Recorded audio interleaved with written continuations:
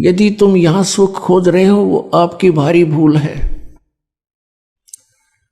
परमात्मा ने अपने सच्चिदानंद घनब्रह्म की वाणी में, कबीर वाणी में कहा है,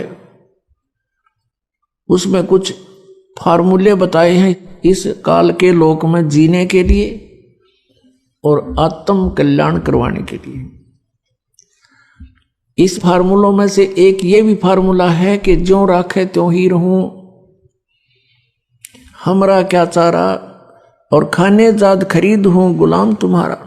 परम संत की खोज करके उस पूर्ण परमात्मा की भक्ति में लीन हो जावे और फिर परमात्मा से यही प्रार्थना करे कि जैसे आप रखो प्रभु अपने बच्चे को, उसी तरह रखना। जो राखो तो ही रहूं, जैसे राखोगे ऐसे ही रहूंगा मैं। और फिर कहते हैं, राज्य क्रमता राम की रजा धरे जो शीस, दास गरीब दरस परस तिस बैठे जगदीश। परमात्मा की रजा में राजी रहे, प्रसन्न रहे, जैसे भगवान फिर रखे। जैसे जब तक हम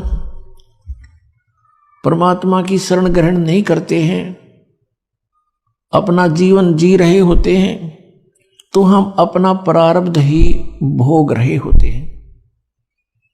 उसमें दुख भी भयंकर आ सकते हैं और यहाँ के नकली सुख भी प्राप्त होते रह सकते हैं। कौन से सुख? जैसे पुत्र प्राप्ति, कोई व्यवसाय की स्थिति ठीक हो जानी, इस तरह के जो सुख हैं ये भी खूब मिल जाएंगे आपको। लेकिन इन सुखों का अस्तित्व कुछ नहीं है, ये आपके काम के नहीं हैं। आपके पास अरब संपत्ति होगी, अरबों की, अगले दिन आपकी मृत्यु होगी। वह संपत्ति आपकी कहाँ थी? आपके संतान है, पुत्र पुत्री हैं, पोते पोती होगे, देवता देवती होगे। आप मृत्यु के उपरांत पशु योनि प्राप्त कर गए, कुत्ते में घूम रहे हो, सैर सपट्टा करते उन गलियों के आगे से, आपको टूक भी ना डालने हुए।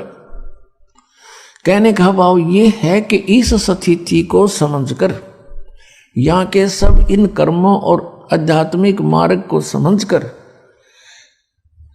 हमने अपने जीवन को एक सुचारू करना है। जब तक हम परमात्मा की शरण में नहीं है तो दोनों प्रकार के आपके ऊपर वो संस्कार प्रभावी रहेंगे। जब आप परमात्मा की शरण में परम संत के माध्यम से आ जाते हो, फिर आप अपनी मर्जी मत चलाओ।